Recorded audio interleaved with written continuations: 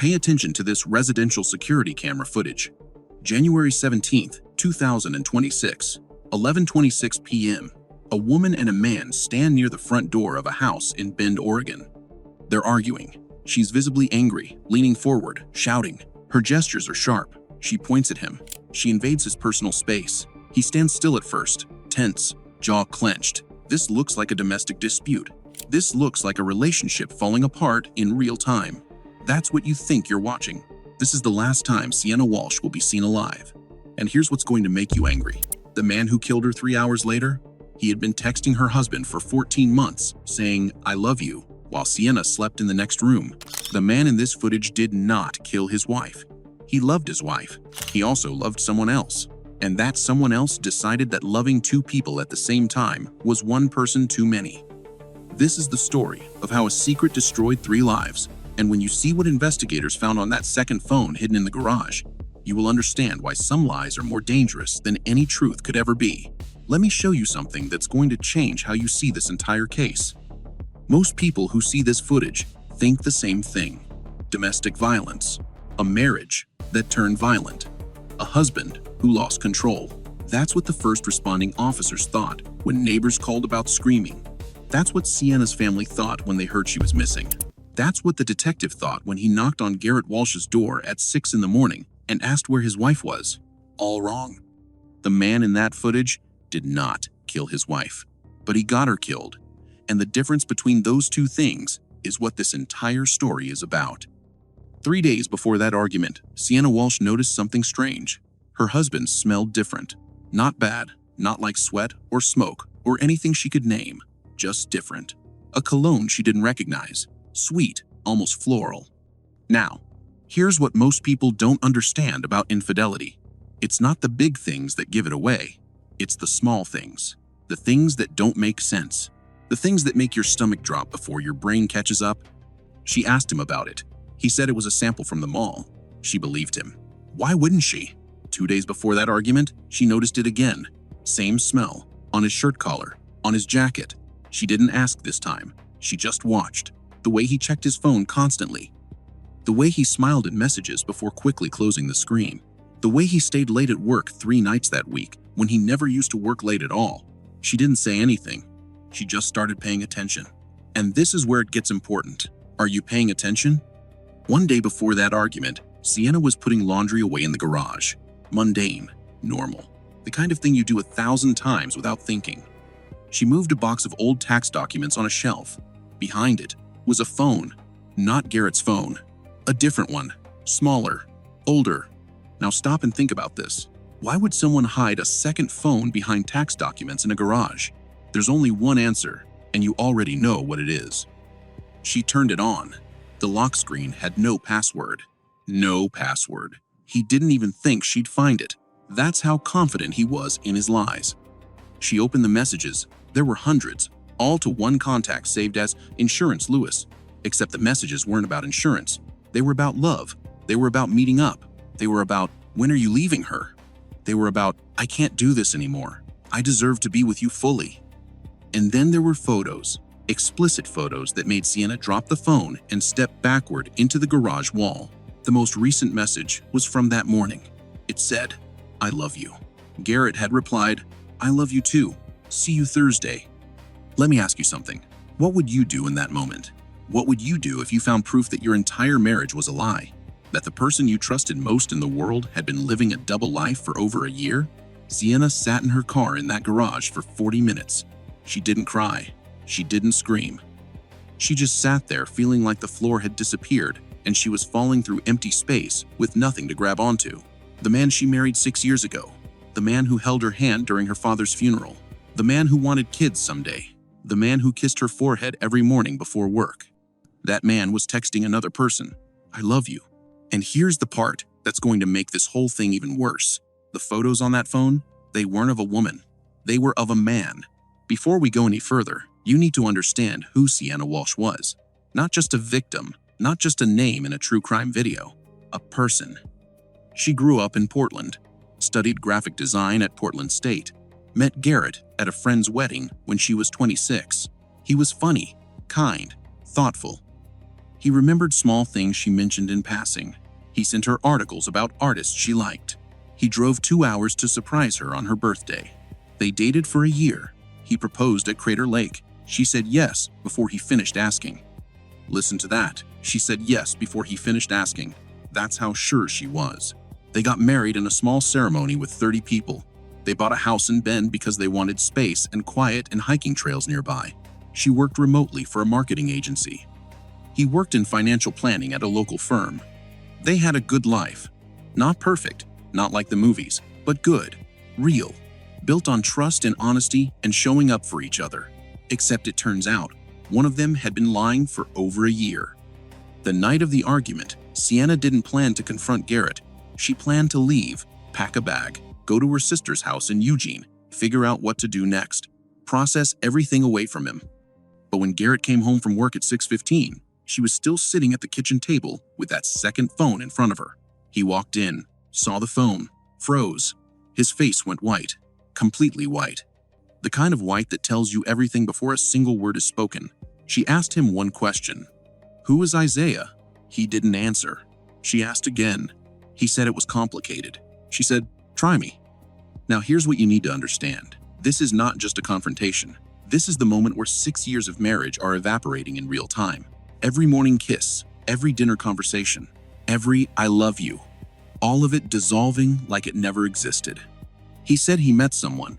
She said, I can see that. He said it wasn't supposed to happen. She said, but it did. He said he was sorry. She said, sorry doesn't fix this. He said he loved her. She said, you love him too. He didn't deny it. The argument started quiet. Sienna asking questions. Garrett giving half answers. How long? About a year. Where did you meet? An app. Does he know about me? Yes. Does he want you to leave me? He says he just wants to be with me. Do you want to leave me? I don't know. You don't know. Her voice was steady, too steady, the kind of steady that comes right before an explosion. You've been lying to me for a year and you don't know. Garrett said he was confused. Sienna said, you're not confused. You're a coward. And right there, that's the truth, isn't it? He was a coward. Not because he was attracted to men, but because he married her while hiding who he was. He built a life with her while building another life in secret. He let her believe in something that wasn't real. Garrett said that wasn't fair. Sienna said, fair? You want to talk about fair? I gave you 6 years of my life. I gave you 6 years too. You gave me half of you and gave him the other half. It wasn't like that. Then what was it like, Garrett? Explain it to me. He said he couldn't. She said, try. He said he didn't have the words. She said, find them. They moved from the kitchen to the living room. Sienna pacing, Garrett standing still, trapped by his own lies. She asked if he loved her. He said yes. She asked if he loved Isaiah. He paused, then said yes. How is that possible? I don't know. Are you gay? I don't think so. What are you then? I don't have a label. You have a wife. That should be labeled enough. Do you hear that? Do you hear the desperation in that statement? She's not asking him to be someone he's not. She's asking him why he married her if he didn't know who he was. And that's a fair question. It's not about you, Garrett said. It is absolutely about me. You made it about me when you married me. Garrett's voice cracked. He said he thought it would go away. She asked what would go away. He said the feelings for men. She asked how long he'd been having those feelings. He said he didn't know.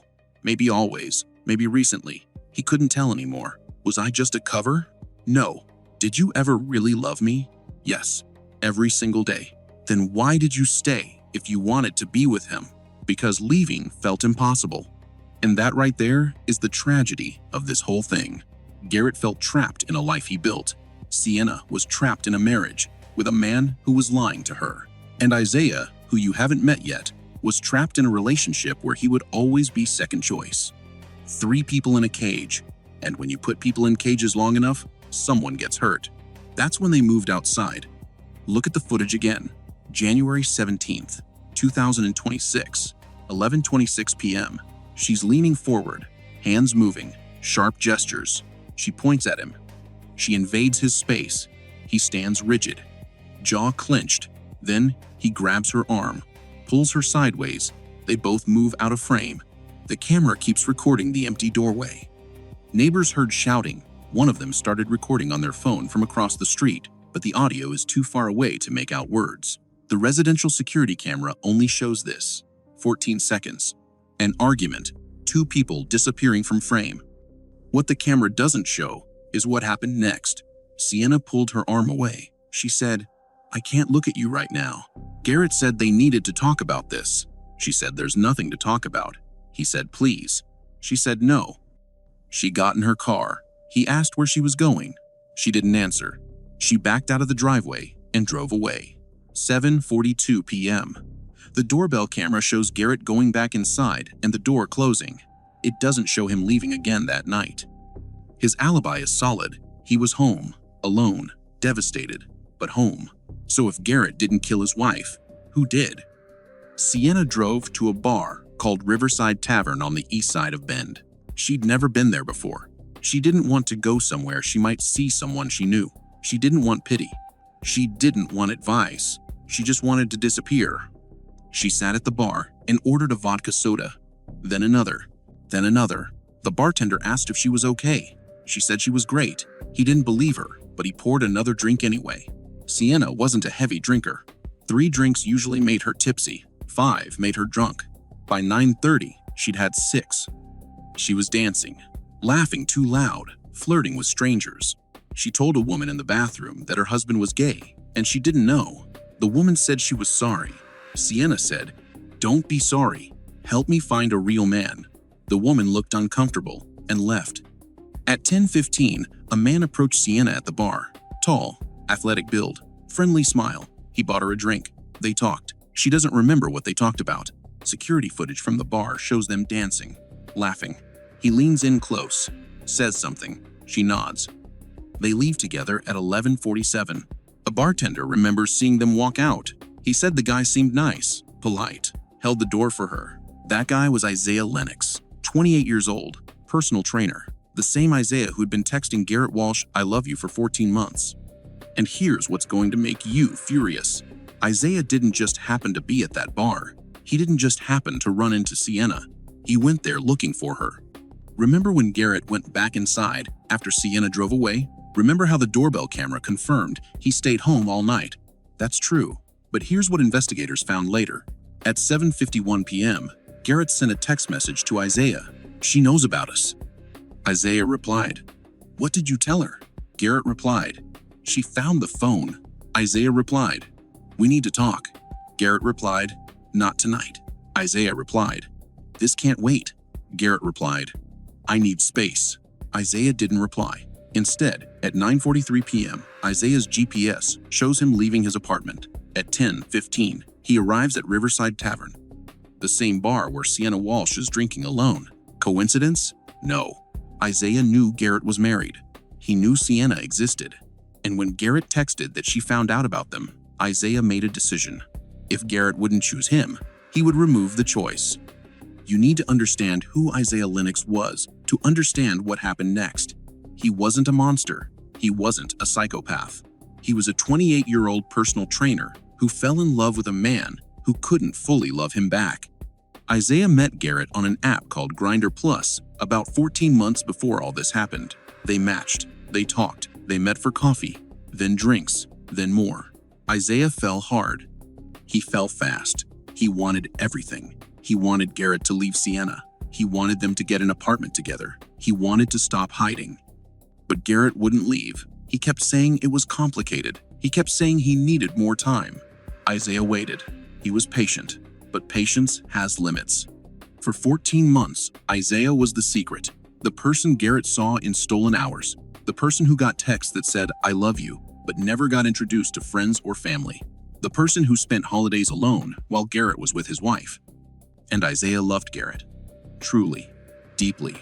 The kind of love that makes you think, "I would do anything for this person." Anything. Isaiah approached Sienna at the bar. He didn't tell her who he was. He just listened. She was drunk. She was ranting about her husband. Isaiah listened. He sympathized. He flirted. He offered to take her somewhere private. She agreed. Security footage shows them leaving at 11:47 p.m. Isaiah's GPS shows his car traveling to Crystal Lake at 12:23 a.m.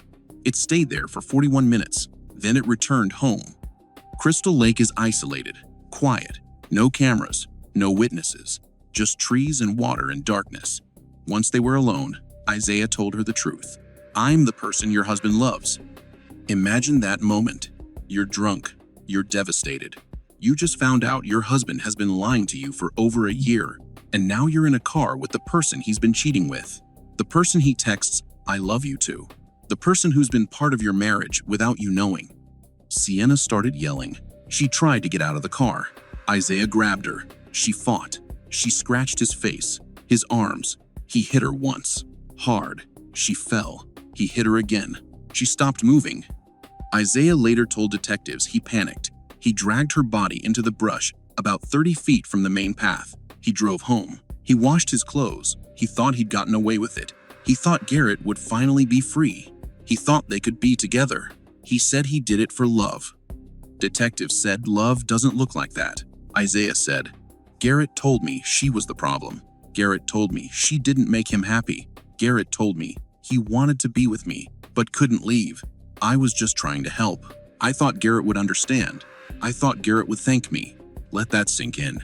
Isaiah thought he was helping. He thought removing Sienna would free Garrett. He thought murder was an act of love. That's what desperation does. That's what being the secret for 14 months does. It twists love into something unrecognizable. Sienna Walsh was reported missing the next morning when she didn't show up for a video call with a client. Her sister called Garrett. He said they had a fight and she left, and he assumed she stayed at a hotel. Her sister said Sienna always answered her phone. Garrett checked.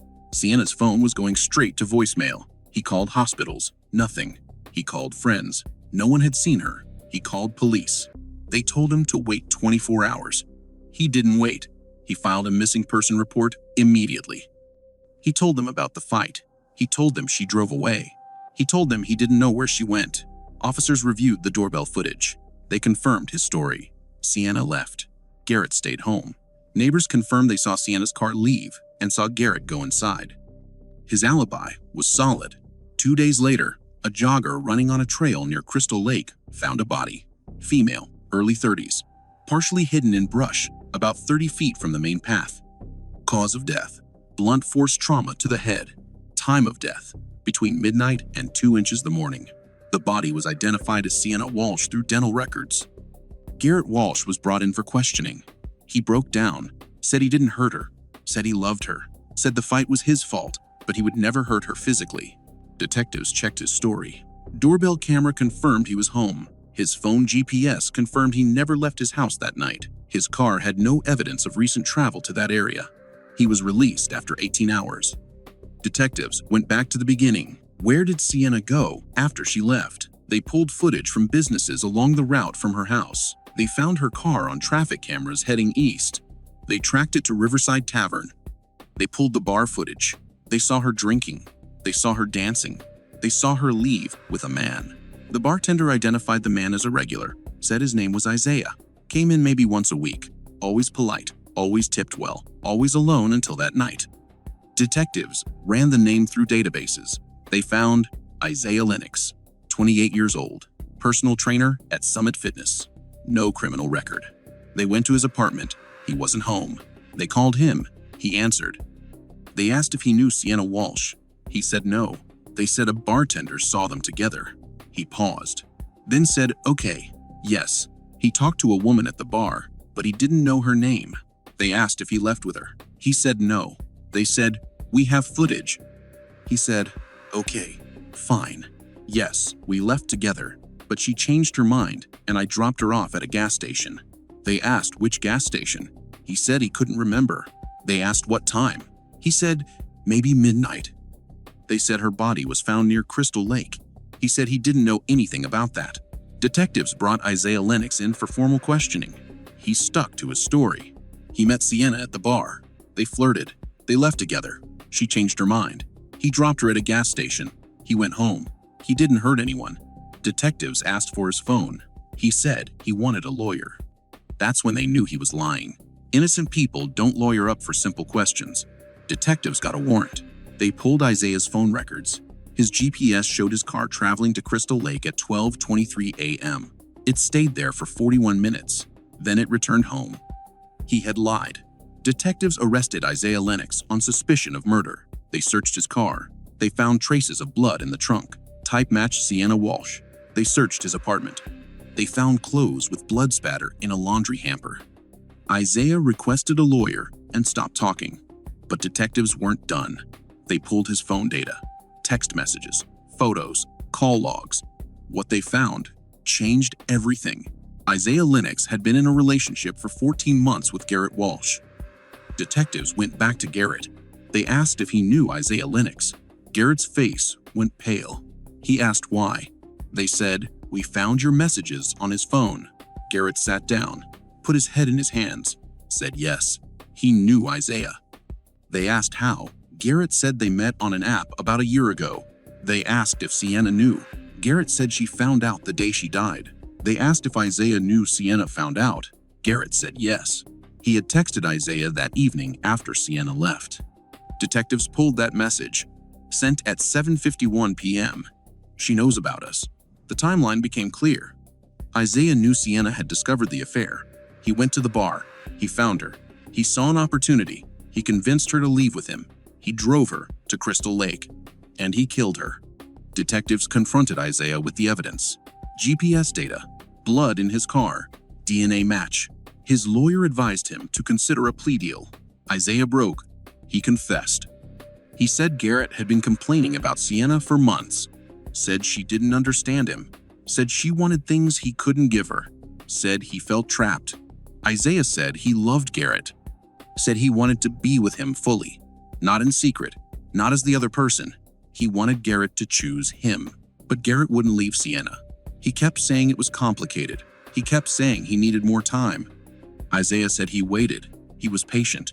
But when Garrett texted that Sienna knew, Isaiah panicked. He thought Sienna would force Garrett to end things. He thought he would lose Garrett, so he decided to remove the obstacle.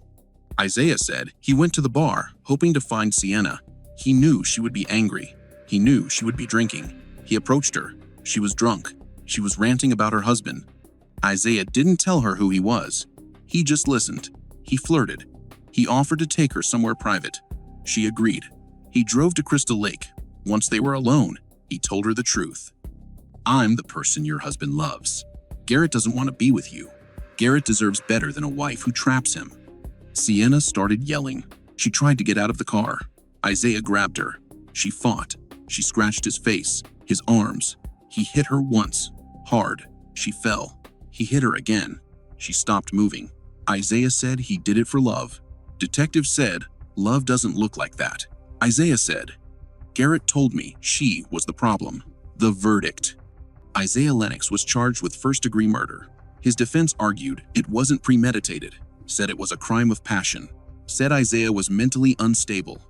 The prosecution argued the GPS data showed intent, said driving someone to an isolated location is planning, said hiding the body is consciousness of guilt. The jury agreed. Isaiah Lennox was convicted, sentenced to life in prison, eligible for parole in 2049. He'll be 53 years old. Sienna Walsh was 32 when she died. The aftermath. Garrett Walsh didn't attend the trial. He quit his job, sold the house, moved to Seattle. Sienna's family doesn't speak to him. They don't blame him for her death, but they blame him for the circumstances that led to it. They said if he had been honest, none of this would have happened. Garrett agrees. He said he thinks about it every day. He said he wishes he had told Sienna the truth before she found that phone. He said he wishes he had been braver. He said living a lie destroyed 3 lives. His, Sienna's, Isaiah's. He said the closet is not just a hiding place. It's a cage, and when you stay in it long enough, everyone around you gets hurt. Sienna's sister speaks at events now. She talks about the danger of secrets in relationships. She talks about how shame and fear can create situations where people make terrible choices. She says Garrett is not a villain. He was a man who didn't know how to be honest about who he was. She says Isaiah is not a monster. He was a man who wanted love so badly, he destroyed it. She says Sienna was not naive. She was a woman who trusted the man she married. She says the only lesson here is that honesty is not optional. It's survival. For everyone. Some people ask why Garrett stayed if he was unhappy, why he didn't just leave, why he married Sienna in the first place if he wasn't sure. The answer is complicated.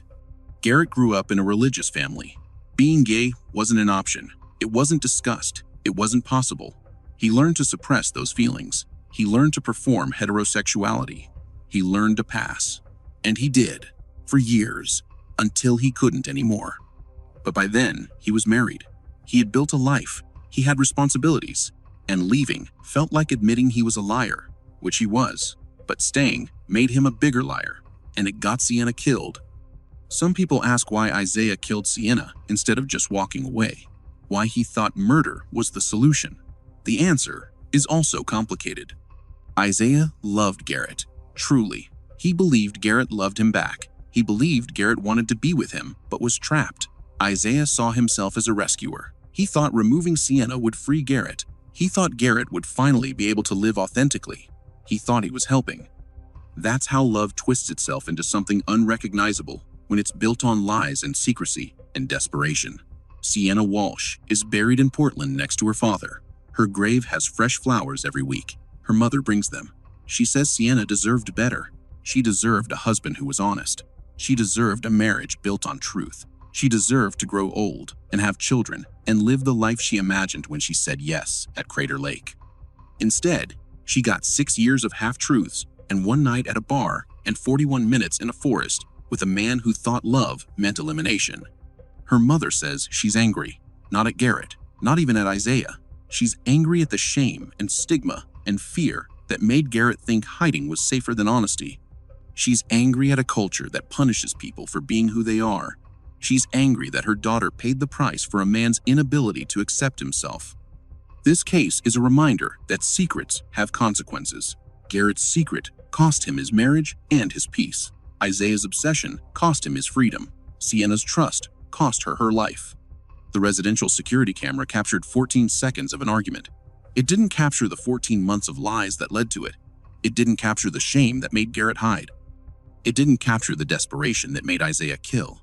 It didn't capture the moment Sienna realized the man she loved had been lying to her for over a year. All it captured was 2 people arguing and then disappearing from frame. But those 14 seconds contain a whole story. A story about identity and honesty and the deadly cost of living in the closet. If you're in a relationship and you're hiding something this big, tell the truth. It will hurt. It will be hard. It might end your relationship, but it won't end someone's life. If you love someone who's hiding something, create space for them to be honest. Don't punish them for their truth. Don't make them feel like lying is safer than being themselves. And if you're the person on the outside of a relationship wishing one person would leave the other, walk away. Love is not something you can force. It's not something you can create by removing obstacles. Isaiah learned that the hard way. So did Garrett. So did Sienna. This video is not just about a murder. It's about the conditions that made murder feel like an option. It's about shame. It's about secrecy. It's about what happens when people can't be who they are without losing everything. Sienna Walsh should be alive. She should be 35 years old now. She should be designing logos and hiking trails and maybe raising kids. Instead, she's a name on a gravestone and a lesson in a true crime video. Remember her. Remember that every relationship you're in deserves honesty, even when honesty is terrifying. Remember that hiding who you are doesn't protect anyone. It just delays the pain. And sometimes, it turns pain into something irreversible. January 17th, 2026, 11:26 p.m., 14 seconds of footage, 14 months of lies, 3 lives destroyed.